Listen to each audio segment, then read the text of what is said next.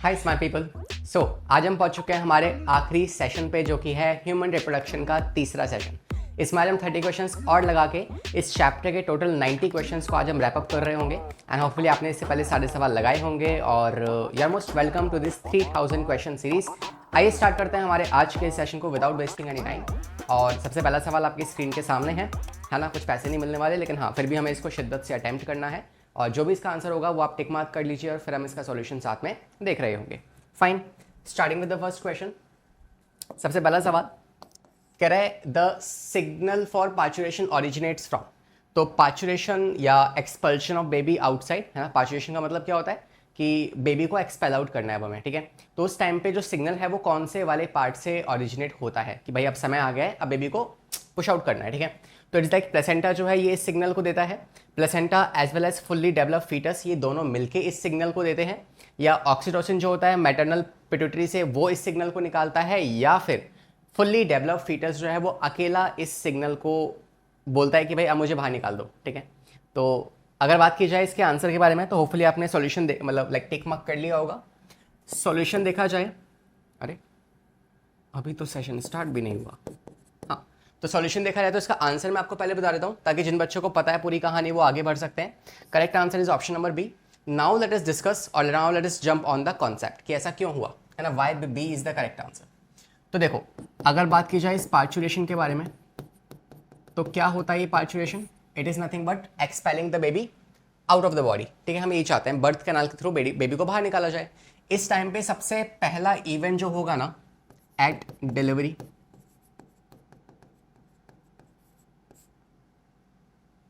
ठीक है। तो एट पार्चुरेशन या इस पर्टिकुलर टाइम पे क्या होगा, सबसे पहला इवेंट जो होने वाला है ना वो होगा कि प्रोजेस्टेरॉन का जो लेवल है ना, प्रोजेस्टेरॉन का जो लेवल है वो कम हो जाएगा। प्रोजेस्टेरॉन कम होने की वजह से क्या होगा, आपको पता है progesterone is also called as a pregnancy maintenance hormones. तो अगर प्रोजेस्टेरॉन नहीं है तो फिर आपकी प्रेगनेंसी मेंटेन नहीं होगी। इसका मतलब अब एंडोमेट्रियम को शेडिंग की तैयारी की जाएगी कि अब एंडोमेट्रियम को शेड कर दो, अब हमें और बेबी को होल्ड नहीं करना, ठीक है। सबसे पहला इवेंट क्या होगा, प्रोजेस्टेरॉन का लेवल कम होगा। इस वजह से आप कह सकते हो this is acting as a first stimulus for parturition, first stimulus for parturition. तो ये पार्चुरेशन का सबसे पहला स्टिमुलस है। दूसरी बात की जाए तो इसके प्रोजेस्टेरॉन कम होने की वजह से आपके यूट्रस को, फीटस को कुछ सिग्नल्स मिलेंगे, यार कुछ तो गड़बड़ हो रही है, ठीक है। तो इस टाइम पे क्या होगा, इस टाइम पे आप देखेंगे सबसे पहला जो आपके पास कौन है, placenta. Placenta will start releasing a hormone और एज वेल एज जो आपका फीटस है ना, foetus will also start releasing the hormone. तो ये दोनों ही अपने अपने हार्मोन्स को रिलीज करना स्टार्ट कर देंगे और जो आपका फीटस है वो रिलीज करवाएगा प्रोस्टाग्लैंडिन्स। प्रोस्टाग्लैंडिन्स मतलब कि जो यूट्राइन कॉन्ट्रैक्शन करवाएगा और प्लेसेंटा रिलीज करवाएगा HCACTH, एड्रीनोकॉर्टिकोट्रोपिन हार्मोन या फिर ह्यूमन कोरियोनिक एड्रीनोकॉर्टिकोट्रोपिन हार्मोन। ये जो हार्मोन है ये टाइम ऑफ बर्थ या फिर टाइम ऑफ चाइल्ड बर्थ को डिसाइड करेगा। प्रोस्टाग्लैंडिन्स जो है ये यूट्राइन कॉन्ट्रैक्शन करवाना स्टार्ट कर देंगे। अब इन दोनों फैक्टर्स की मदद से क्या हो जाएगा, इन दोनों फैक्टर्स की मदद से आप कह सकते हैं there is a process which is called as foetal ejection reflex. Okay, foetal ejection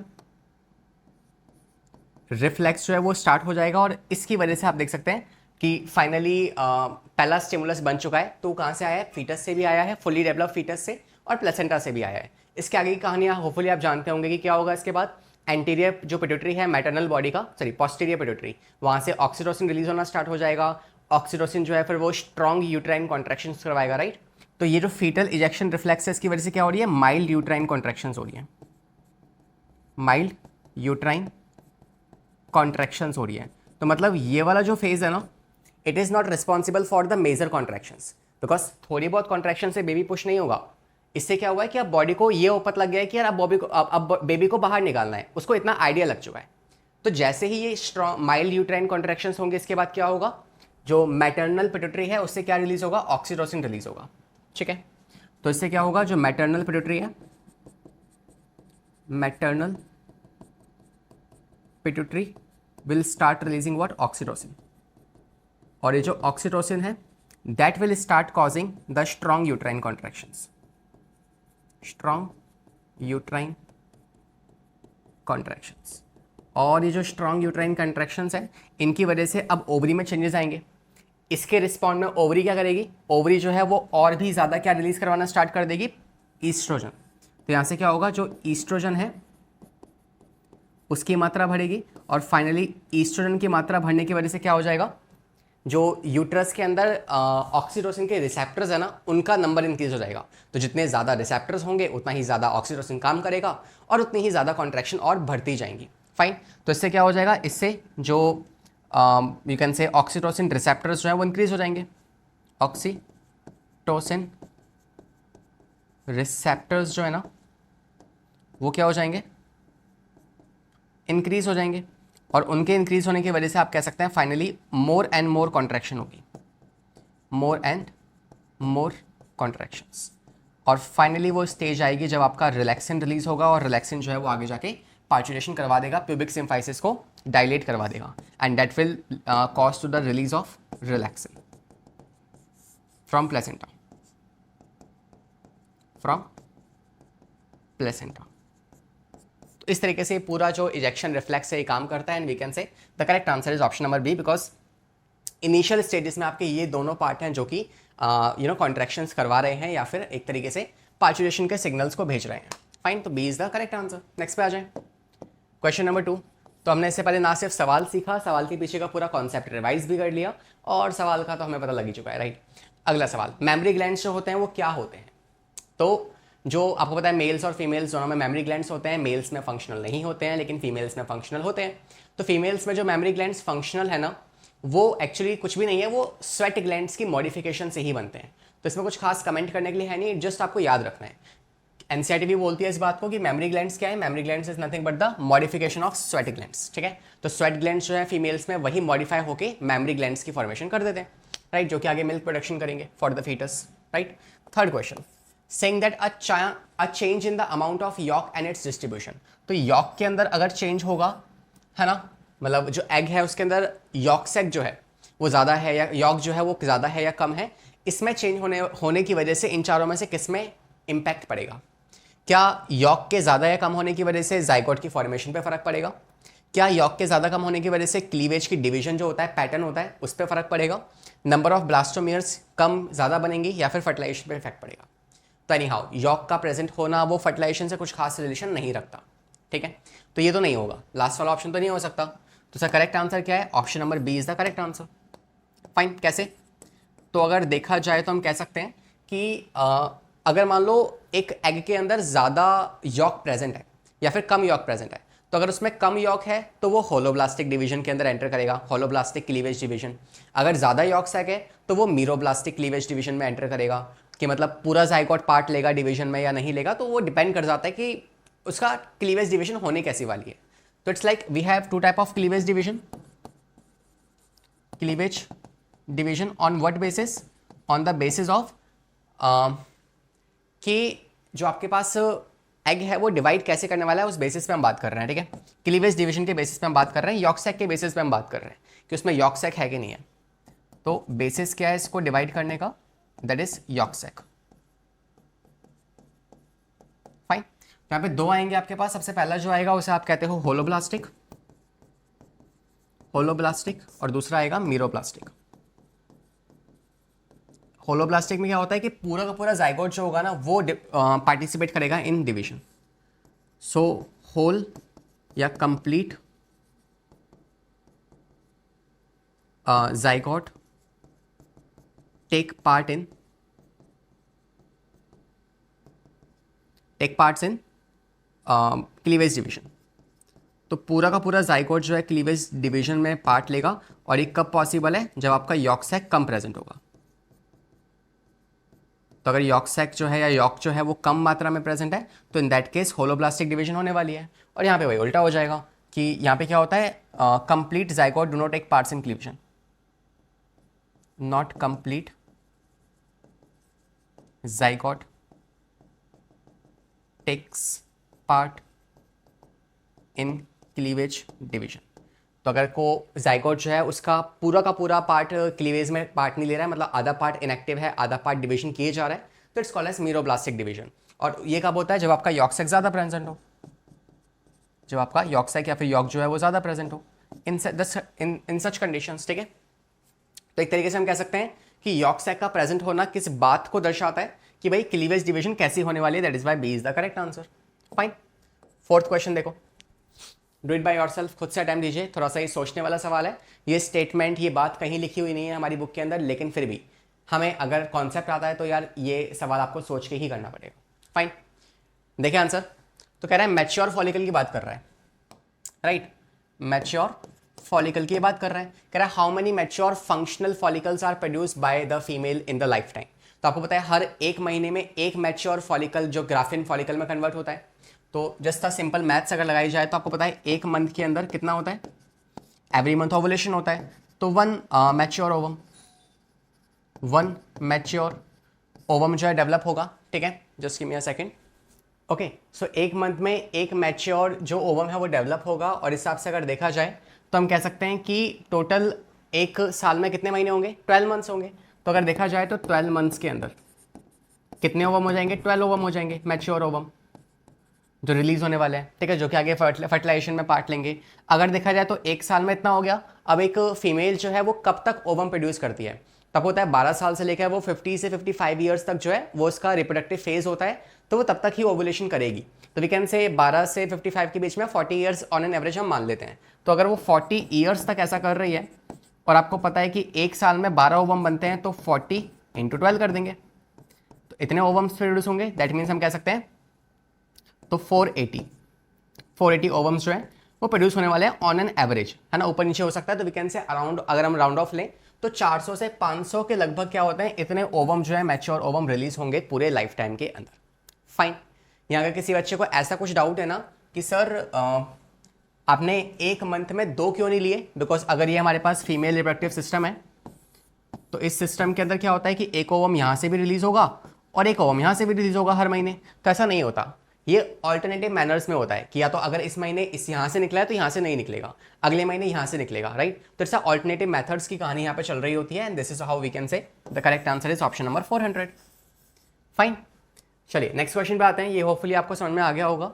fifth question, saying that the embryonic membrane involve in the formation of placenta in humans. तो कौन सी वाली लेयर है इन चारों में से एम्ब्रियोनिक मेम्ब्रेन है जो placenta के फॉर्मेशन में रोल प्ले करती है? फाइन, तो प्लेसेंटा जो है आपको पता है, मैंने आपको एक बार लास्ट सेशन में सिखाया था कि हमारे पास इन चारों में से एक ऐसी लेयर है जो हमारे लिए वरदान है ना? तो वो कौन सी आपकी? वो है we are having trophoblast. Trophoblast layer जो होती है ना, ये एक तरीके से हमारा बहुत मदद करती है, बहुत काम आसान कर देती है। इसके काम क्या क्या होता है? पहली चीज़ तो ये आपकी बॉडी के अंदर या फीमेल की बॉडी के अंदर जो जोना पेलुसिडा है उसको रप्चर करवाएगी, है ना, by releasing some trophoblastic enzymes. Trophoblastic enzymes, ठीक है, इन एंजाइम्स को रिलीज करवाने की वजह से। सेकेंडली आप कह सकते हैं कि जो ट्रोफोब्लास्ट होगी क्या करेगी, ये साथ ही साथ एक तरीके से कॉरियोनिक विलाई की फॉर्मेशन में मदद करती है और साथ ही साथ ये HCG भी बनाती है ना, जो कि एक तरीके से प्रेगनेंसी टेस्ट में इस्तेमाल होगा। ठीक है, तीसरा काम होता है इसका कि एक कॉरियोनिक विलाई की फॉर्मेशन में मदद करे। तो एक तरीके से ये प्लेसेंटा की फॉर्मेशन में मदद कर रही है, प्लेसेंटा फॉर्मेशन, राइट? और साथ ही साथ ये कॉरियोन लेयर की फॉर्मेशन भी करती है। ठीक है, अकेली ये नहीं करती, मगर हाँ ये मिलके करती है। ये आपकी जो एक्स्ट्रा एम्ब्रियोनिक मेसोडर्म है उसके साथ मिलके ये आपकी कॉरियोन बनाती है। तो ये सारे फंक्शन किसके हैं? ट्रोफोब्लास्ट के हैं। तो आप कह सकते हैं कि ट्रोफोब्लास्ट है जो कॉरियोन बनाएगी और कॉरियोन के पास क्या होती है? कॉरियोनिक विलाय, जो अल्टीमेटली प्लेसेंटा की फॉर्मेशन में मदद करने वाले हैं। फाइन, तो वी कैन से कौन सी वो लेयर है जो मदद करेगी? That is option number D. तो कॉरियोन जो है वो प्लेसेंटा की फॉर्मेशन में मदद करता है। For example, if this is what we have the uterus, ठीक है, इस यूट्रस में मान लो ये हो जाएगा फंडस वाला part, this is myometrium and endometrium, और कहीं यहाँ हमारे पास होगा एम्ब्रियो, जिसमें से आप जानते हैं कि यहाँ पाई जाती हैं chorionic विलाय। This is functional decidua बेसालिस, और यहाँ कहीं होगा कॉरियोन जिस कॉरियन पे क्या लगी हुई है, इस तरीके से कॉरियोनिक विलाई जो है लगी पड़ी है, और ये प्लेसेंटा की फॉर्मेशन करेगी इनके साथ मिलके, है ना। This is what I can define, these are chorionic villi, chorionic villi, और ऊपर क्या है, फंक्शनल या डेसिडुआ बेसिलस, फाइन। और ये दोनों मिलके क्या करते हैं, ये दोनों मिलके बनाते हैं आपका प्लेसेंटा। तो एक तरीके से कॉरियन जो है वो मदद कर रही है किसमें, प्लेसेंटा की फॉर्मेशन के अंदर। ओके, सो होपफुली ये क्वेश्चन आपको समझ में आ चुका है। आते हैं 6th क्वेश्चन पे, लगाइए एक बार, है ना, एक और शॉट लगाते हैं, शॉट मतलब क्वेश्चन लगाते हैं। कह रहा है scrotum remains connected with abdomen और द पेल्विक कैविटी। तो आपका जो स्क्रॉटम होता है मेल्स में, उसका कनेक्शन एब्डोमेन कैविटी के साथ कौन सी कैनाल के थ्रू होता है, आपको ये बताना है, ठीक है। स्पर्मेटिक कोड होती है उसके थ्रू होता है, इंग्विनल कैनाल के थ्रू होता है, टेस्टिस या फिर लोब्यूल्स के थ्रू। तो ऑब्वियसली अगर आपने हल्का फुल्का चैप्टर भी पढ़ा है तो आप कह सकते हैं ये तो आंसर नहीं होंगे सर, राइट। ऑप्शन ए या बी में से ही हो सकता है, और हमारा करेक्ट आंसर क्या होगा, ऑप्शन नंबर बी, ठीक है, inguinal canal. For example if we have the testis here, तो ये स्क्रॉटम हो गया और ये हो गई टेस्टिस, फाइन। तो आपको पता है कि यहाँ से है ना कुछ ब्लड वेसल्स निकल रही होती है, सो वी कॉल देम, यहाँ से कुछ ब्लड वेसल्स जा रही होंगी, साथ में कुछ वेन्स एंड आर्टरी दोनों बना लेते हैं यहाँ पे। We have some veins and artery, some lymph भी होंगी, लिम्फेटिक वेसल्स भी होंगी, साथ में कुछ तरीके से न्यूरॉन्स भी होंगे, ठीक है। इस पर्टिकुलर स्ट्रक्चर को आप कहते हो क्या, you call this spermatic code, spermatic code. अब ये जो स्पर्मेटिक कोड है ये जाएगी ऊपर की तरफ, तो किसके थ्रू, एक यहाँ पे कैनाल होगी जिसके थ्रू ये पास हो रही होगी, and that canal is basically called as what, उस कैनाल को आप कहते हैं, ये वाली कैनाल जो एब्डोमेन को स्क्रॉटम के साथ कनेक्ट करेगी, and that's called as inguinal canal, inguinal canal, ठीक है। तो ये जो है ये आपके पास कनेक्ट करती है किसको, इट कनेक्ट स्क्रॉटम और abdomen cavity with scrotum, abdomen cavity with scrotum, fine. इस बात का हमें खास तौर पे ध्यान रखना है। और इसके रिगार्डिंग कुछ कॉम्प्लिकेशंस भी हो जाती हैं, कई बार इस पर सवाल आ चुका है कि मान लो अगर बचपन में क्या होता है कि जो टेस्टिस हैं वो आपकी एक्स्ट्रा गोनेडल इन ओरिजिन होती है, मतलब वो एब्डोमेन के अंदर बनती है, और फिर 7 मंथ ऑफ प्रेगनेंसी में क्या होता है, वो एब्डोमेन से स्क्रॉटम के अंदर डिसेंड कर जाती है। तो वी कैन से जो इंग्विनल कैनाल है ना, यही वो पार्ट है जहाँ पे एब्डोमेन में बनने वाली टेस्टिस जो है वो स्क्रॉटम में कैसे आती है, इस इंग्विनल कैनाल के थ्रू ही आती है। अब बाई चांस मान लो अगर कोई टेस्टिस जो है वो डिसेंड नहीं हो पाई, है ना, इसके कारण, तो इन दैट केस आप क्या कह सकते हैं, उस पर्टिकुलर सिचुएशन को आप कहते हो क्रिप्टोर्किडिज्म। तो एक डिसीज हमारे पास क्या है, क्रिप्टोर्किडिज्म। इसका मतलब क्या है, failure of descent of testis into scrotum. तो स्क्रॉटम में अगर टेस्टिस ट्रेवल नहीं आ पाई है ना, under the influence of testosterone, तो we can say this disease is called as cryptorchidism, ठीक है, it's क्रिप्टोर्किडिज्म।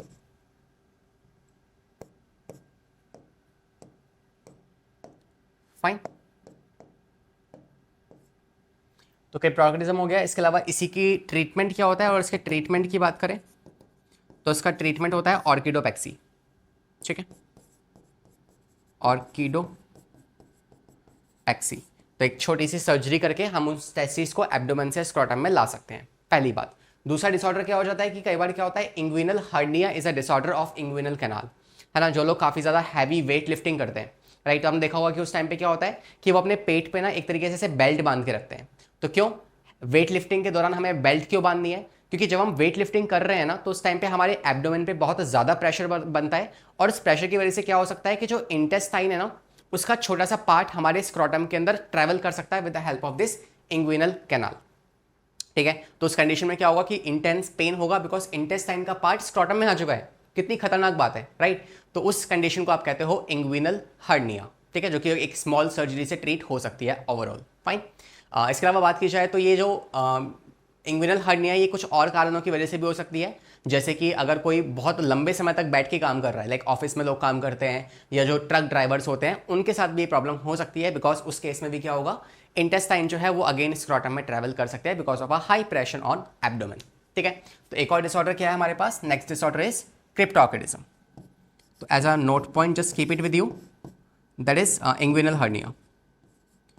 Inguinal hernia, that's a disorder of inguinal canal. Fine, तो हमने इसका आंसर देख लिया। आते हैं नेक्स्ट क्वेश्चन पे, क्वेश्चन नंबर 7। अटेम्प्ट कीजिए खुद से एक बार। Correct cleavage forms 2, 4, 8, 16, 32। तो ऐसे सेल्स हमारे पास बनती है ना, क्या कहते हैं हम इन सेल्स को, क्या कहते हैं हम इन सेल्स को? इट सीम्स लाइक कोई है ना एडवर्टाइजमेंट हो रही है, क्या कहते हैं इसको? तो देखा जाए तो क्या कहते हैं उनको, हम उन्हें कहते हैं ब्लास्टोमियर्स, राइट। तो ब्लास्टोसिस्ट नहीं कहते, ब्लास्टोमियर कहते हैं, बिकॉज जो सेल्स डिवाइड हो रही हैं उन्हें ब्लास्टोमियर कहेंगे, और जो स्ट्रक्चर बना है उसे आप ब्लास्टोसिस्ट कहते हैं। फाइन, तो पहले हमारे पास क्या होता है, जाइगोट होता है। आपकी मेरी हम सब की आपकी मेरी हम सब की जो लाइफ है वो एक सिंगल सेल से स्टार्ट होती है, जिसे आप कहते हो जाइगोट। ये डेवलप होता है किसके अंदर, ये डेवलप होता है आपके 2 सेल स्टेज के अंदर, 2 सेल स्टेज के अंदर। 2 सेल स्टेज जो है डेवलप होती है 4 सेल स्टेज में। 4 सेल स्टेज जो है आपकी 8 सेल स्टेज में डेवलप होगी, 8 to 16, जिसे आप मॉडुला कहते हैं, जिसे आप मॉडुला कहते हैं। 8 to 16 cell stage, also called as morula. और फिर डेवलप होता है 16 to 32 cell stage, and that too we call as blastocyst.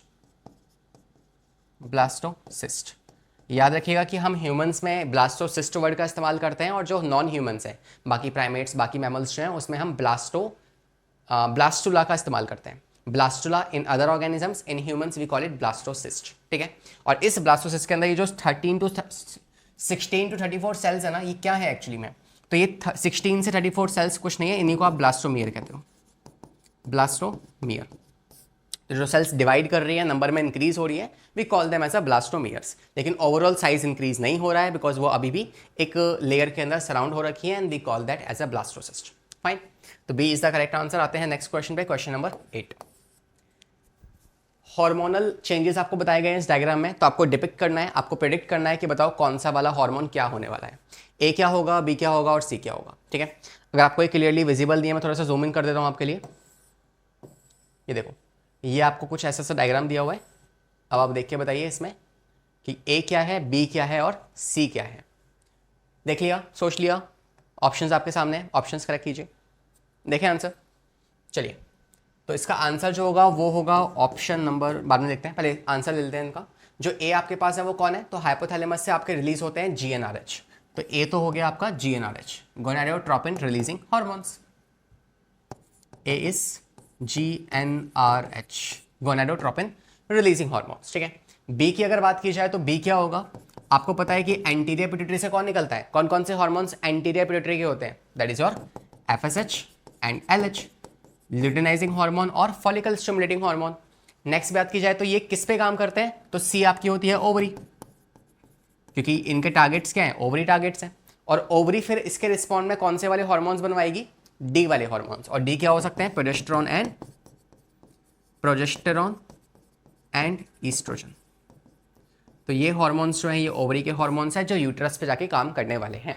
तो इसके आगे अगर मैं ई और बना दूंगा तो वो ई और ये क्या है, वो आपका यूट्रस है। ठीक है, तो वी कैन से, अब इसको आप आंसर मैच करेंगे तो क्या आएगा, option number D is the correct answer. ठीक है, ऑप्शन नंबर डी। आ जाए अगले सवाल पे, क्वेश्चन नंबर 9 देखो।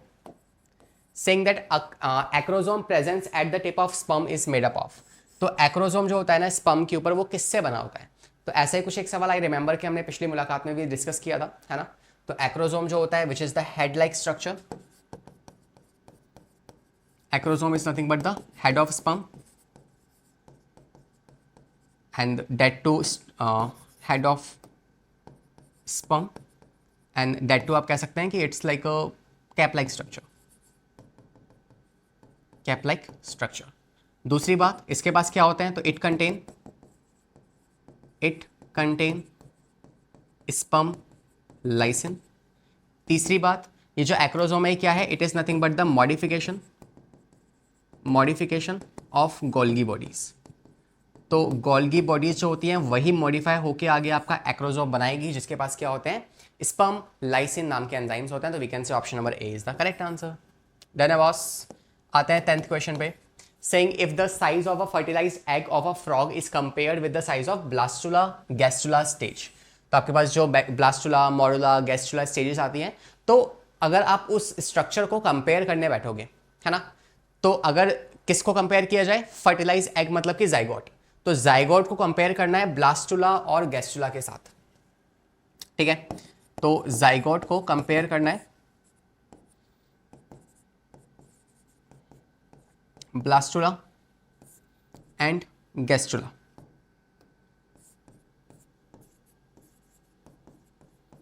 तो देखो, अगर देखा जाए ना, तो हम कह सकते हैं कि सबसे पहले हमारे पास क्या, एक सिंगल सेल स्टेजेस है, आप जाइगोट कहते हैं। फाइन। इसमें क्या होगी, 2 डिवीजन होंगी, आपके पास 2 सेल बनेंगे, लेकिन सेल का साइज सेम रहेगा, and these 2 are called as blastomeres. Right. फिर ये और डेवलप करेंगे, आपके पास 4 सेल्स स्टेज बनेगी, लेकिन साइज अभी भी सेम रहेगा, शायद थोड़ा सा बड़ा बन गया है, but still the size is same.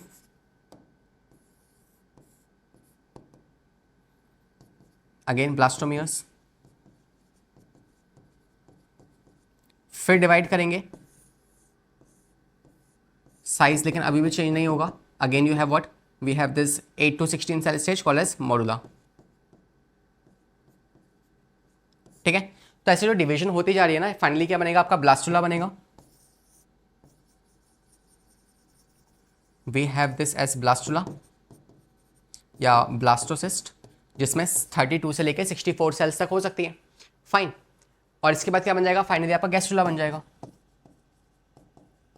लेकिन गैस्ट्रुला जो होगा वो साइज में बड़ा होगा, उसके अंदर ज़्यादा साइटोप्लाज्म होगा, उसके पास इनर सेल मास होने वाले हैं, उसके पास ट्रोफोब्लास्ट लेयर होगी, राइट, एंड कुछ ब्लास्टोसील, एपीब्लास्ट, हाइपोब्लास्ट, ये सारे स्ट्रक्चर्स होंगे। ठीक है, एक तरीके से तो आप कह सकते हैं कि जो आपके पास जाइगोट और ब्लास्टुला है ना, ये तो बहुत सेम साइज के होंगे, बिकॉज इसके अंदर जो ब्लास्टोमियर्स है ना, उनका साइज कम होते जा रहा है, और उनका साइज कम हो रहा है, लेकिन इस वजह से क्या हो रहा है, जाइगोट का साइज अभी भी उतना ही है, बस ब्लास्टोमियर्स छोटे होते जा रहे हैं, तो नंबर इंक्रीज होते जा रहे हैं। ठीक है, तो यहां से यहां के दौरान क्या होता है, यहां से यहां तक लेकर आप देख सकते हैं कि जो नंबर ऑफ ब्लास्टोमियर्स है ना, वो तो इंक्रीज हो रहे हैं। दूसरी बात, साइज ऑफ ब्लास्टोमियर जो है, वो डिक्रीज हो रहा है। तीसरी बात, जो साइज ऑफ ब्लास्टोसिस्ट है या फिर जो साइज ऑफ सेल है, जो हमारे पास जाइगोट है ना, साइज ऑफ मोरुला या जाइगोट जो है वो बेसिकली सेम है, वो कम छोटा बड़ा नहीं हो रहा है, वो सेम है। ठीक है, पूछा जाए आपसे कि बताओ जो न्यूक्लियोसाइटोप्लाज्मिक रेशो होता है वो क्या हो रहा है, तो आपको पता है न्यूक्लियस तो डिवाइड करते जा रहे हैं, लेकिन साइटोप्लाज्म डिवाइड नहीं कर रहा है। तो इस तरीके से न्यूक्लियस जो न्यूमरेटर है और साइटोप्लाज्म जो डिनोमिनेटर है, अगर न्यूक्लियस इंक्रीज हो रहे हैं तो रेशो भी क्या होगा, इंक्रीज होगा। तो हम कह सकते हैं नेक्स्ट कि जो न्यूक्लियोसाइटोप्लाज्मिक रेशो है, न्यूक्लियोसाइटोप्लाज्मिक रेशो जो है ना, वो क्या होगा, वो भी इंक्रीज होगा। तो ये सब चीज़ें यहाँ पे होने वाली हैं, होपफुली आपको समझ में आ चुका होगा। ये लास्ट वाली लाइन जो है काफ़ी इंपॉर्टेंट है, इसमें काफ़ी सारी डिटेल्स आपके सामने हैं। बाकी आप अगर इसका आंसर लगाना चाहो तो आप इस डेटा की मदद से लगा सकते हैं आंसर करेक्ट। जैसे कि आपको पता है गैस्ट्रुला जो है वो बड़ा होगा, वाइल जाइगोट एंड ब्लास्टुला जो होगा वो सेम साइज के होने वाले हैं, बिकॉज उसमें नंबर जो ब्लास्टोमियर्स हैं उनका साइज कम या छोटा होते जा रहा है। ठीक है, तो D is the correct answer. ठीक है, जाइगोट छोटा होगा, ब्लास्टुला गैस्ट्रुला बड़ा होगा, ऐसा नहीं होता। ब्लास्टुला मोडुला जो होता है वो ऑन एन एवरेज आपके जाइगोट के साइज के ही रहते हैं। ठीक है, फिर ब्लास्टुला के बाद क्या होगा, वो साइज इंक्रीज हो जाएगा, and option D is the correct answer. 11 question, saying colostrum जो है is important for a newborn baby, क्यों? बिकॉज कोलेस्ट्रॉम जो है it is the first milk for the baby, और उसमें क्या होती है, कुछ एंटीबॉडीज पाई जाती हैं जो कि बच्चे को, बेबी को एक तरीके से पैसिव नेचुरल एंटीबॉडीज प्रोवाइड करेंगी। कौन सी वाली एंटीबॉडीज? पैसिव होंगी वो, क्योंकि प्री फॉर्म्ड है, और नेचुरल होंगी बिकॉज मदर ने उनको बनाया है। तो वी कैन से उसमें IgA नाम की एंटीबॉडीज पाई जाती हैं, इस वजह से वो इंपॉर्टेंट है। ठीक है, तो we can say option number B is the correct answer.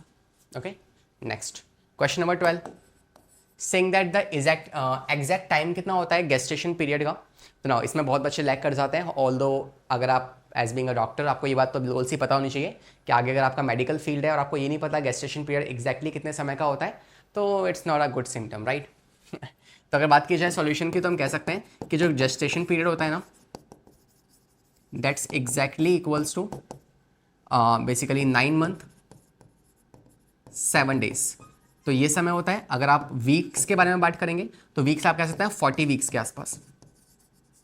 तीसरा, अगर आप डेज के बारे में पूछना चाहते हैं मेरे से, तो आप कहेंगे, मैं कहूँगा कि 280 डेज। तो ये समय होता है क्या जेस्टेशन पीरियड का। तो वी कैन से 9 मंथ एंड 7 डेज, एक दो प्लस माइनस हो सकता है, तो this is the correct answer. Done. Next पे आ जाओ, 13 क्वेश्चन। सेइंग दैट ओके सॉरी, हाँ नहीं करेक्ट है, ठीक है। Find the foetal ejection reflex in the human triggers the release of. तो जो आपका फीटल इजेक्शन रिफ्लेक्स है ना, वो किस चीज को ट्रिगर करता है ना। तो यहाँ पे फाइंड नहीं है, इसको छोड़ दो। The foetal ejection reflex in human triggers the release of. तो फीटल इजेक्शन रिफ्लेक्स से क्या रिलीज होगा आगे जाके। तो देखो मैंने आपको पूरा कॉन्सेप्ट सिखाया हुआ है, आप एक सवाल की बात कर रहे हो, है ना।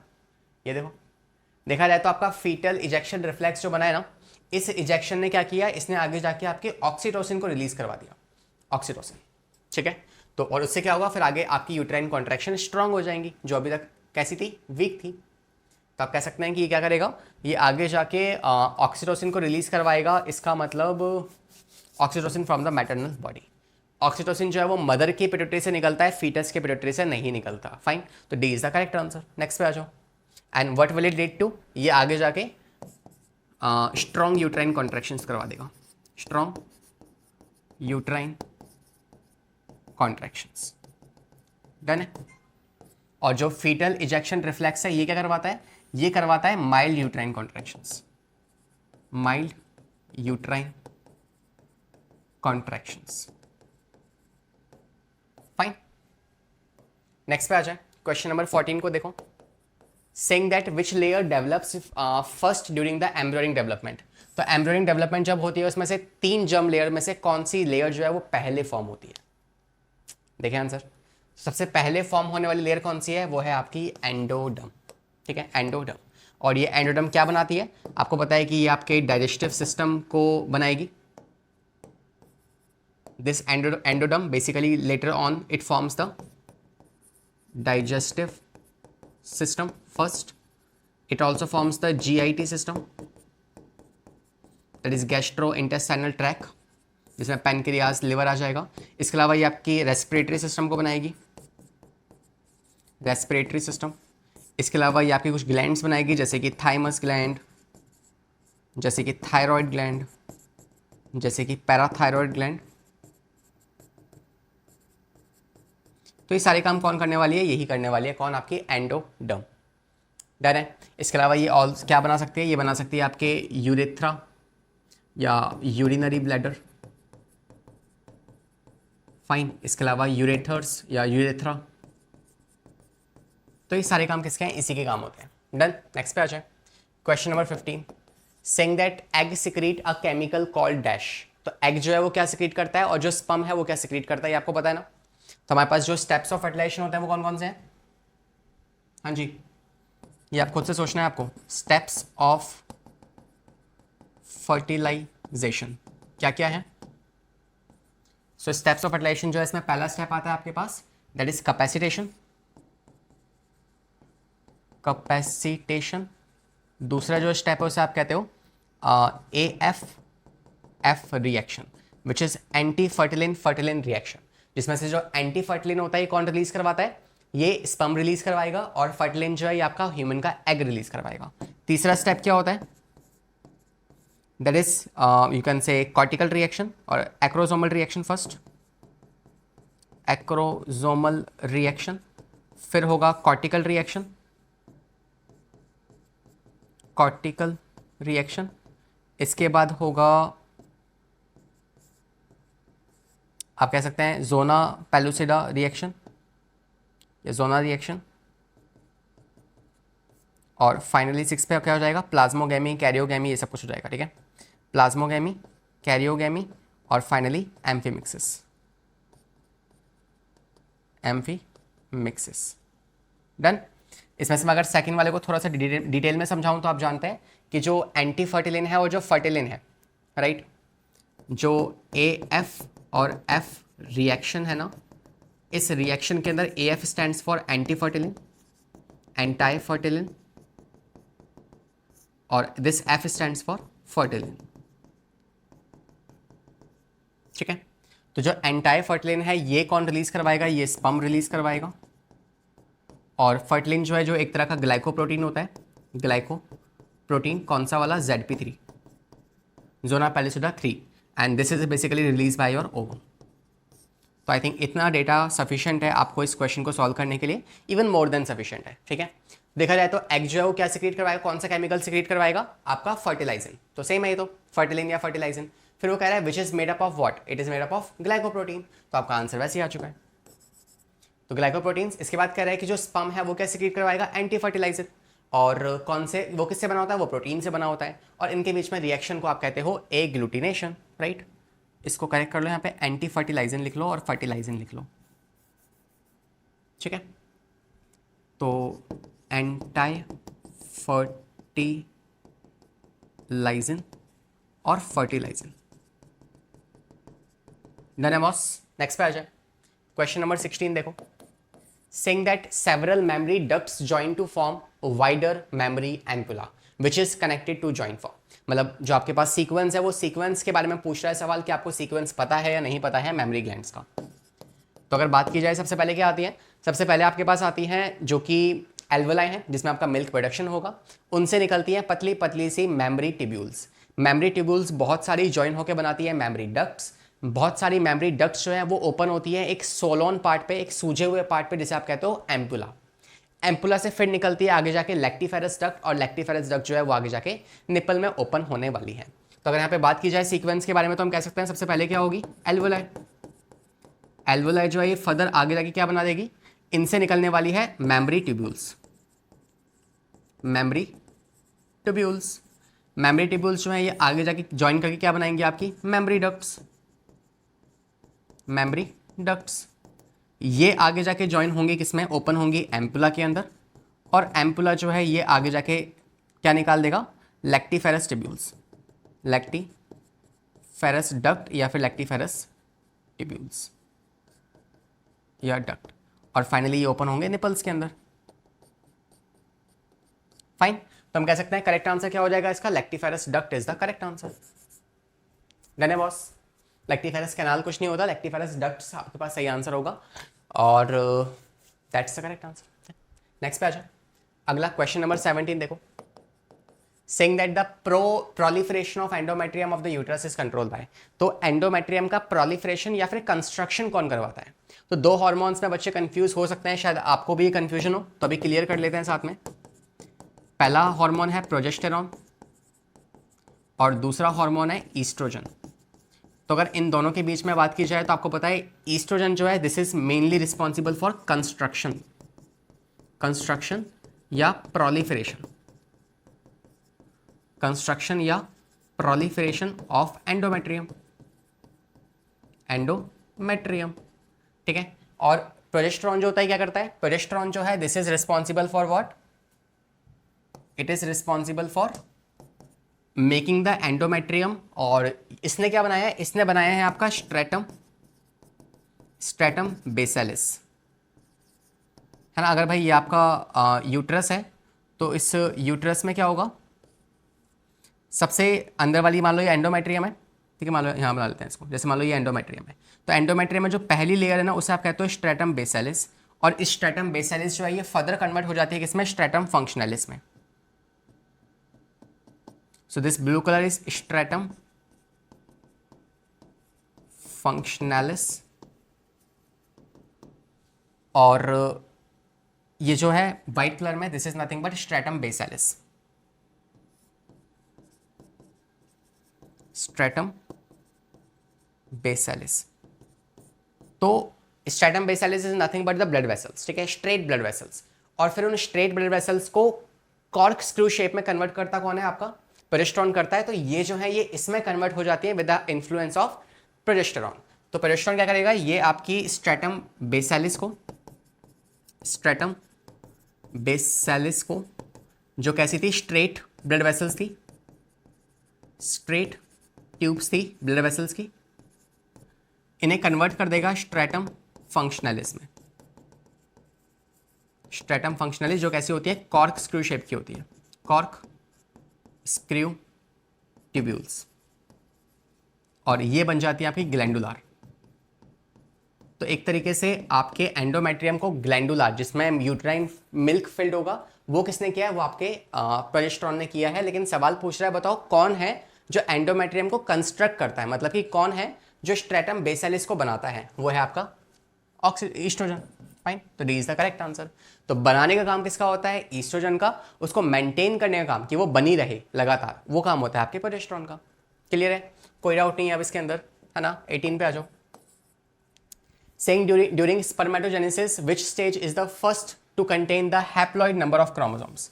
तो जो आपका प्रोसेस है स्पर्मेटोजेनेसिस का, उसमें सबसे पहले हैप्लॉइड मतलब n नंबर ऑफ क्रोमोसोम्स किसके अंदर पाए जाते हैं, वो आपसे पूछ रहा है। तो अगर स्टेजेस की मैं बात करूं, सबसे पहले क्या होगी हमारे पास, we have this germinal epithelium, जिसके पास क्या है, स्पर्मेटोगोनियम, स्पर्मेटोगोनियम, और ये कैसी होती है, आपको पता है 2n होती है ना। इसमें क्या आएगी, मल्टीप्लिकेटिव फेज आएगी, जहां पे ये जो सेल है स्पर्मेटोगोनियम, ये कॉन्टिन्यूसली डिवाइड कर रही होगी।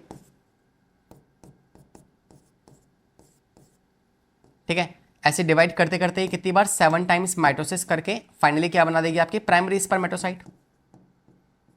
Primary spermatocyte, this is nothing but multiplicative phase, multiplicative phase, जहां पे किसी भी प्रकार का कोई भी डिवीजन नहीं हो रहा है, कोई माइटोसिस कोई मियोसिस नहीं हो रही है, बस नंबर इंक्रीज हो रहा है with the help of mitosis. ठीक है, अब जैसे आपके पास ये एक सेल पहुंची, इसने क्या किया, ग्रोथ किया, तो इट इज ग्रोथ फेज, और ग्रोथ फेज के बाद ये कन्वर्ट हो गया आपके प्राइमरी स्पर्मेटोसाइट के अंदर। मगर स्टिल इसके पास भी क्या है, अभी 2n है, ये भी डिप्लॉयड है, क्योंकि कोई भी मियोसिस नहीं हुआ है। This is the first cell जिसके अंदर क्या होगा, पहली बार मियोसिस होगा, पहली बार मियोसिस होगा, और ये बनाएगी आपकी ऐसी वाली cell, and we call them as a secondary spermatocyte, spermatocyte. और ये जो है ना, ये फर्दर डिवीजन करके क्या बना देगी आपकी स्पर्मेटिड्स बना देंगे, ये फर्दर डिवीजन करके स्पर्मेटिड्स बना देंगे।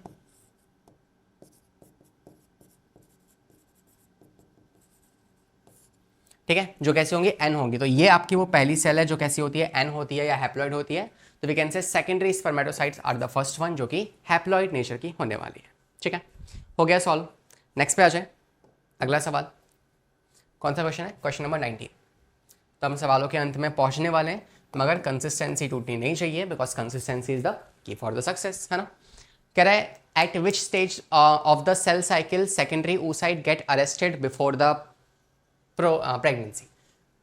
सो सी, है ना, मैं करवा सकता हूँ, बट स्टिल हमने इससे पिछले वाली मुलाकात में ही पूरा का पूरा जो आपके पास फीमेल में डेवलपमेंट होती है ना, ओवम की या oogenesis, मैंने आपको एक्सप्लेन किया था। तो मैं ऐसा मान के चल रहा हूँ कि आप उसे पहले से पढ़ के आए होंगे, तो आपको इसका मैं आंसर बता दे रहा हूँ, थोड़ा बहुत लॉजिक भी बता दूंगा। ठीक है, तो हम कह सकते हैं कि कौन सी वाली वो फेज है, कौन सी स्टेज में सेकेंडरी oocyte जो है वो अरेस्ट हो जाता है बिफोर फर्टिलाइजेशन। तो आप कह सकते हैं कि वो अरेस्ट होता है आपके मेटाफेज के अंदर, and that is metaphase second, not metaphase third. तो मेटाफेज के अंदर जाके क्या हो जाएगा, अरेस्ट हो जाएगा। आप बस इतना याद रख लीजिए, अगर आपको ये सॉल्यूशन नहीं पता है ना फिर भी, कि भाई जो आपके पास प्राइमरी oocyte है ना, प्राइमरी oocyte जब अपनी मियोसिस फर्स्ट कर रहा होगा ना, मियोसिस फर्स्ट, तो उस टाइम पे वो अरेस्ट हो जाएगा किसके अंदर, it will get arrest in diplotene phase of prophase first of meiosis first. Meiosis first में जो प्रोफेज होगा, उस प्रोफेज के अंदर जो डिप्लोटीन फेज होगा ना, वहां पे वो स्टॉप हो जाएगा, कौन, आपका प्राइमरी oocyte। लेकिन जब इसने प्यूबर्टी हिट करी होगी, तो प्यूबर्टी हिट करने के बाद ये कन्वर्ट होगा किसके अंदर, इसने अपनी मियोसिस फर्स्ट कंप्लीट कर ली,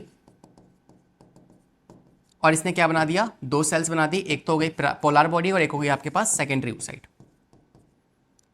सेकेंडरी oocyte। अब ये जो सेकेंडरी oocyte है, जब ये डिवीजन करने जाएगा ना, तो ये फिर स्टक हो जाएगा, ये फिर अरेस्ट हो जाएगा किसके अंदर, ये अरेस्ट हो जाएगा arrest in metaphase, metaphase second of meiosis second. तो मियोसिस सेकेंड के मेटाफेज सेकेंड में अब ये वापस अरेस्ट हो जाएगा। तो वही पूछ रहा है कि बताओ जो सेकेंडरी oocyte है वो कौन से फेज में अरेस्ट होगा। तो प्राइमरी पूछेगा तो प्रोफेज आंसर होगा, सेकेंडरी पूछेगा तो मेटाफेज आंसर होगा, ठीक है। एंड फाइनली क्या बन जाएगा, स्पर्म की एंट्री होने के बाद it will again get converted into an ovum and a secondary polar body. तो ये बन जाएगा ओवम, अगर स्पर्म आ गया तो। नहीं आया तो फिर इसकी किस्मत, ठीक है, कचड़े का डब्बा, ठीक है। तो we can say this is the correct answer. All दो मैंने वापस आपको एक्सप्लेन कर ही दिया, क्या करें, है ना, खून खून में है biology.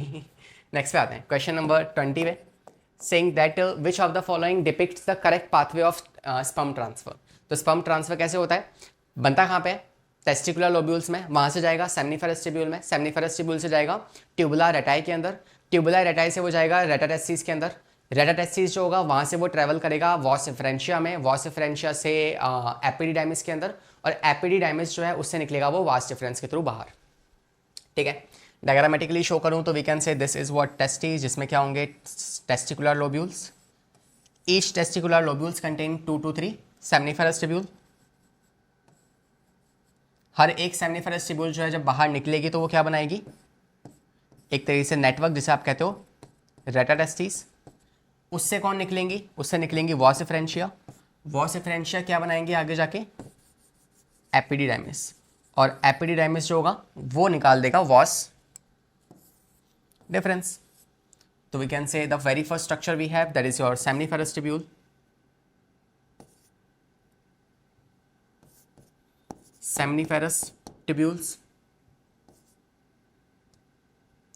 O my god shit, now मैं इसको वापस नहीं बना रहा, ठीक है, वो शायद गलती से इरेज हो गया सब कुछ, बट हाँ आपको पता लग चुका है कि यार सबसे पहला सीक्वेंस क्या होगा, at the very first time we have seminiferous tubules, फिर क्या बनता है आगे जाके, फिर बनती हैं आपके यू कैन से रेटाटेस्टिस, रेटाटेस्टिस, इनसे आगे जाके बनती है वॉस डिफरेंशिया, वॉस डिफरेंशिया, इनसे आगे जाके बनेगी एपिडिडाइमिस, और फाइनली क्या होगी, ये ओपन होगी आपके वास डिफरेंस में, जो आगे जाके आपकी इजैकुलेटरी डक्ट हो गई या फिर यूरेथ्रा हो गई उसमें ओपन हो जाएगी, फाइन। तो we can say the correct answer is, पहले आएगा आपका रेटाटेस्टिस, फिर आएगा एपिडिडाइमिस, फिर वॉस, नहीं ऐसा नहीं होगा, वॉस डिफरेंस नहीं, इफेक्टेक्टस एपिडिया, this is the correct answer, ठीक है। पहले दिस आएगा, उसके बाद वॉस डिफरेंशिया, फिर एपिडिडाइमिस और फिर was difference, so this is the correct answer, fine. Next पे आते हैं, क्वेश्चन नंबर 20 हमारा हो गया, क्वेश्चन नंबर 21 पे आते हैं। सेइंग सेमाइनल प्लाज्मा जो है वो किस में ज़्यादा रिच होता है। तो हमने सेमाइनल प्लाज्मा का लास्ट क्लास में क्या देखा था, कॉम्पोजिशन देखी थी कि इसके पास ज़्यादा मात्रा में पाए जाते हैं fructose, inositol, prostaglandins, fibrinogen, citrate ions, ये सब कुछ इसके पास होता है, राइट, और कुछ एंजाइम्स होंगे इसके पास। तो अगर सेमाइनल प्लाज्मा की बात की जाए तो सेमाइनल प्लाज्मा में कौन कंट्रीब्यूट करता है, 70 से या 30 से 60 से 70% जो कंट्रीब्यूशन होता है वो किसका होता है, सेमाइनल वेसिकल का, सेमाइनल वेसिकल। और ये जो है ये क्या क्या रिलीज करवाती है, इसके पास होते हैं इनोसिटोल, इसके पास होते हैं सिट्रेट आयन, इसके पास होते हैं एक तरीके से इनोसिटोल, सिट्रेट आयन, इसके पास है प्रोस्टाग्लैंडिन्स, इसके पास होते हैं फाइब्रिनोजन, इसके पास होता है फ्रक्टोस, और साथ में कुछ एंजाइम्स, और इसी के पास कैल्शियम भी होगा, फाइन। हालांकि कैल्शियम जो है प्रोस्टेट के पास भी होता है। तो we can say seminal plasma जो है उसके पास क्या क्या होगा, उसके पास फ्रक्टोस होगा, उसके पास कैल्शियम आयन होंगे, और उसके पास एंजाइम्स भी होते हैं। तो we can say option number D, fructose भी है, कैल्शियम भी है, और कुछ उसके पास एंजाइम्स भी पाए जाते हैं। This is the correct answer. Next पे आ जाए, क्वेश्चन नंबर 22 पे आते हैं। 22 is saying the part of the fallopian tube closest to the ovary, ovary के पास कौन सा वाला पार्ट पाया जाएगा। तो if this is the structure we have, बनाओ भाई बनाओ, डायग्राम बनाओ, है ना। हम पढ़ते हैं ना इस टॉपिक के अंदर फेट ऑफ ब्लास्टोमियर, कि ब्लास्टोमियर की किस्मत क्या होगी। सी हमारी किस्मत क्या है, डायग्राम बनाना, है ना। बायो वाले is like famous for diagrams. पता नहीं क्या सोचते हैं कि बायो वाले तो ऐसे हैं जो आर्टिस्ट हैं, है ना, मतलब सारी उनको ड्राइंग आती है। अरे भाई ये कौन सा लॉजिक हुआ, बायो वाले की राइटिंग गंदी होगी, बायो वाले की ड्राइंग अच्छी होगी, ये कैसे हो सकता है। ड्राइंग अच्छी है तो राइटिंग भी अच्छी होगी। फालतू के, है ना, बेतुके लॉजिक देते रहते हैं लोग बाग। खैर, लोगों का तो काम है कहना, उन्हें कहने दो। तो बात की जाए तो we can say this is what I have the fimbriae, जो कैप्चर करेंगे ओवम को। इसके बाद ये पहला वाला जो पार्ट है इसे आप कहते हो इस्थमस या इन्फंडिबुलम, सॉरी, है ना। We call this infundibulum. Second part, this part is called as ampulla. Third part जो है इसे आप कहते हो इस्थमस। एक बात ध्यान रखना कि जब हम कॉक्सल बोन पढ़ते हैं ना लोकोमोशन चैप्टर के अंदर, खैर 11th तो बर्बाद है सर, क्या ही पूछोगे उसमें हम आपसे, आप हमसे। तो जो 11th में एक चैप्टर था, है ना, ध्यान से सुनना। 11th में एक चैप्टर आपने कभी अरसों पहले पढ़ा था जिसका नाम था लोकोमोशन एंड मूवमेंट, जिसमें हम हाथ पैरों की मूवमेंट की बात करते थे। उस चैप्टर में एक कॉक्सल बोन थी, है ना। कॉक्सल बोन कौन सी थी, हिप की बोन थी। तो हिप बोन में जो कॉक्सल बोन है वो फर्दर 3 पार्ट से मिलकर बनी हुई थी, जिसका नाम था उसमें से एक बोन थी आपकी इस्चमस। तो वहाँ पे इस्चमस था, यहाँ पे इस्थमस है। दोनों वर्ड्स में कंफ्यूज नहीं होना है, ठीक है, तुम फिर भी हो जाओगे। ठीक है, तो अगर बात की जाए तो करेक्ट आंसर क्या हो जाएगा, सबसे क्लोजेस्ट पार्ट कौन सा है इसका, वो है infundibulum. So we can say B is the correct answer. NCERT इन सब के लिए ना कुछ वर्ड्स इस्तेमाल करती है। आज जाना एनसीईआरटी खोलना, कहीं पड़ी होगी, है ना, धूल मिट्टी जम रही होगी उस पर, निकाल लो उसको, ठीक है। उसकी धूल मिट्टी साफ करके पूजा करके आराम से खोलना उसको। उसके अंदर देखना कि इस डायग्राम के अंदर लिखा हुआ है साइड में थ्योरी के अंदर कि एम्पुला जो है वो सबसे नैरो पार्ट है लेकिन लॉन्गेस्ट पार्ट है। इस्थमस जो है वो शॉर्ट है लेकिन वाइड है, ठीक है। इन्फंडिबुलम क्लोजेस्ट पार्ट है। तो ये वर्ड्स कीवर्ड्स वहाँ दिए हुए हैं। तो अगर नैरो पूछे तो ये आंसर होना चाहिए। तो ऐसे वर्ड्स वहाँ पे ढूंढना उनको, ठीक है। थोड़ी से खुद भी पढ़ना पड़ेगा, है ना, हर बार smooth feeding is not a good option. Next, which of the following layer in the antrum follicle is acellular. कौन सी लेयर ए सेलुलर है और कौन सी लेयर सेलुलर है, आपको ये बताना है। तो आपको पता होना चाहिए जोना पेलुसिडा जो होती है ना, वो सेल से मिलकर नहीं बनी होती, वो एक ए सेलुलर लेयर होती है, ए सेलुलर लेयर होती है। वहीं दूसरी तरफ अगर बात की जाए कि जो आपके पास कौन, कोरोना रेडिएटा जो है ना, ये आपकी कैसी लेयर है, ये सेलुलर लेयर है, ये आपकी सेलुलर लेयर है। इसके अलावा जो जोना पेलुसिडा है इसको आप क्या कहते हैं, जोना पेलुसिडा जो है इसको आप प्राइमरी लेयर भी कहते हैं। प्राइमरी लेयर्स वो होती हैं जो कौन बनाता है, या तो oocyte की उलेमा बनाएगी या फिर जो फॉलिकुलर सेल्स हैं वो बनाएंगी, ठीक है। और सेकेंडरी लेयर वो होती है जिसको ग्राउंड मैट्रिक्स बनाता है। तो जो कोरोना रेडिएटा है वो आपकी सेकेंडरी लेयर है, क्योंकि उसको किसने बनाया है, उसको बनाया है ग्राउंड मैट्रिक्स ने। फाइन, तो we can say correct answer for this question is option number B. Next पे आ जाए, 24th क्वेश्चन देखो। saying that in humans at the end of first meiotic division the male germ cells differentiate into what। तो पहली meiotic division के बाद जो male germ cells हैं वो किस में कन्वर्ट हो जाएंगे, तो आप पीछे देखो डायग्राम में, हैव अ लुक हियर। तो पहली मियोटिक डिवीजन के बाद ये फर्स्ट है और फिर इसके बाद सेकंड होगी, है ना। ये कौन सी है, ये फर्स्ट मियोटिक डिवीजन है, ये फर्स्ट मियोटिक डिवीजन है। और फिर इसके बाद होगी second meiosis division, meiosis second, ठीक है। उससे क्या बनेगा, आपके स्पर्मेटिड्स बन जाएंगी। तो पहली मियोटिक डिवीजन के बाद क्या बन रहे हैं, आपके सेकेंडरी स्पर्मेटोसाइट्स बन रहे हैं। तो we can say that is the correct answer. देखो,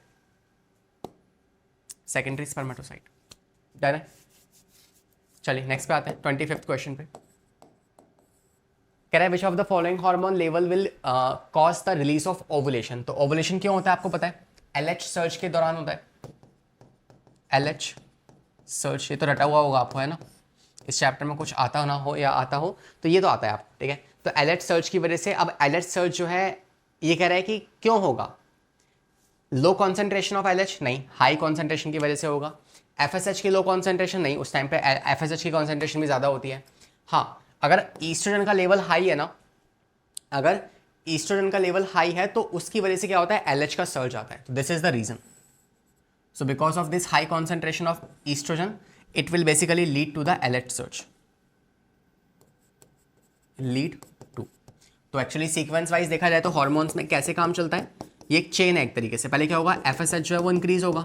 एफएसएच इंक्रीज होने की वजह से क्या होगा, ईस्ट्रोजन की मात्रा बढ़ेगी। जो फॉलिकुलर सेल्स हैं वो मोर एंड मोर ईस्ट्रोजन को बनाएंगी। इनके ज़्यादा होने की वजह से क्या आएगा, एलएच का सर्ज आएगा, और एलएच के सर्ज आने की वजह से कॉर्पस ल्यूटियम बनेगा, और जो आगे जाके प्रोजेस्टेरोन को बनवाएगा। तो ये इनका हैंड इन हैंड काम चलता है, ठीक है, एक के बाद एक के बाद एक के बाद एक। तो इस तरीके से वो काम करते हैं आपस में। फाइन, नेक्स्ट पे आ जाए। Question number 26, saying no new follicles develop in the luteal phase of the menstrual cycle. Menstrual cycle में जो ल्यूटियल फेज है ना, लास्ट वाला, जिसे आप सिक्रीटरी फेज भी कहते हैं, वहाँ पे कोई भी नया ओवम नहीं बनता, नया फॉलिकल नहीं बनता। क्यों, कारण क्या है उसका? तो because follicles do not remain in the ovary, ऐसा कुछ नहीं है, ये फालतू बकवास कर रहा है, इसे काटो। नेक्स्ट, एफएसएच लेवल जो है वो हाई है ल्यूटियल फेज में, इस वजह से नहीं। अगर एफएसएच लेवल हाई होता तो यार फिर फॉलिकल्स बन जाते, बिकॉज नाम ही है फॉलिकल स्टिमुलेटिंग हार्मोन्स। तीसरा, एलएच लेवल जो है वो उस टाइम पे हाई रहता है, या फिर एफएसएच एलएच दोनों के लेवल लो रहते हैं, तो ये भी नहीं होगा। Option number D is the correct answer. तो सॉल्यूशन में आप क्या लिखेंगे, आपको पता है जो सिक्रीटरी फेज है, या जिसको आप ल्यूटियल फेज भी कहते हैं, इस फेज में क्या होता है, इस फेज के अंदर आपके प्रोजेस्टेरॉन एंड ईस्ट्रोजन, इनका जो लेवल है ना वो हाई रहता है। और इनके लेवल हाई होने की वजह से क्या होता है, इट्स लाइक ऐसे समझो कि एक क्लास है, उसमें मॉनिटर है एक, या टीचर मान लो। तो एक तरीके से क्या है कि एक क्लास है, उसमें बच्चे बैठे हैं, ठीक है।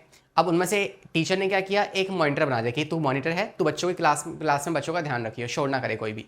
और टीचर कहाँ चला गया, टीचर पहुँच गया बिस्किट खाने के लिए, ठीक है, वो सोने चले गए, है ना, रूम में। तब क्या हुआ कि आप क्लास में कौन है, मॉनिटर है और आपके बच्चे हैं। जब तक मॉनिटर प्रेजेंट होगा तब तक बच्चे शोर मतलब शांत रहेंगे, और जैसे ही मॉनिटर बाहर जाएगा तो बच्चे पागल हो जाएंगे, चिल्लाने लग जाएंगे, है ना, पेपर प्लेन बना के फेंक रहे हैं, एक दूसरे को मार रहे हैं, पीट रहे हैं। इट्स लाइक गवर्नमेंट स्कूल में, तो it's like some stupid things, ऐसा कुछ नहीं होता, ठीक है। इट्स लाइक वेरी नाइस, सब बहुत अच्छा चल रहा है, सारे बच्चे बिल्कुल ऐसे तेल लगा के कंघी करके आते हैं, और सब एकदम बहुत अच्छे बच्चे हैं। तो इट्स लाइक ऐसा जब होता है ना, तो आप देख पा रहे हैं जब तक मॉनिटर है तो consider both of them as a monitor. तो ये जो है ना, ये मॉनिटर है, जब तक ये दोनों रहेंगे ना तब तक बच्चे शांत रहेंगे। बच्चे कौन है, एफएसएच और एलएच। तो जब तक ये दोनों प्रेजेंट है, इनका लेवल हाई है, उस टाइम पे एफएसएच एलएच का लेवल लो रहता है।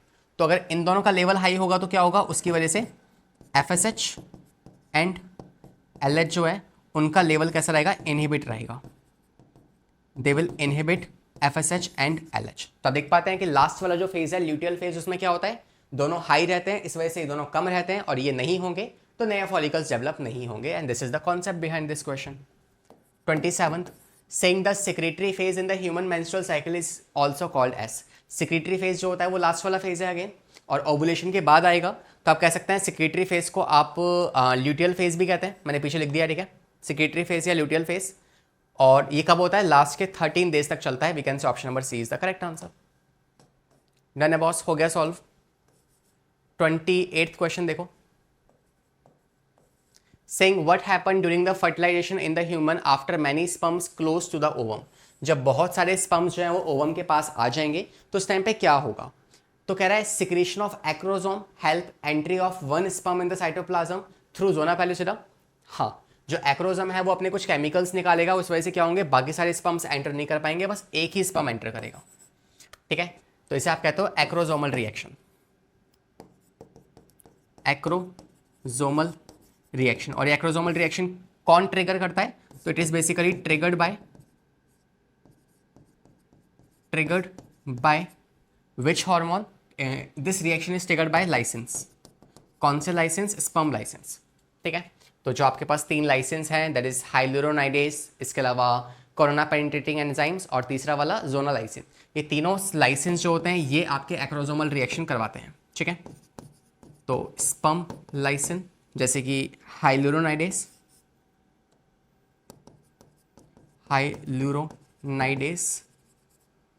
कोरोना